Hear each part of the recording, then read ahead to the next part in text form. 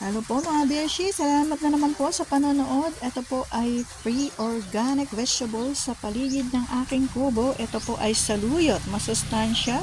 Ito po ay malunggay at yan po ay talbos ng patola, talbos ng kamote at talbos ng kamote. At yan po ay bulaklak ng patola. Yan po ay bago sa aking recipe. At ito po ay aking subukan dahil ang kalabasa naman po ay may bunga at pwede ang bulaklak. So bakit hindi pwede ang patola? Kaya try natin. Diba mga beshi? Try natin ang bago. Ayan po.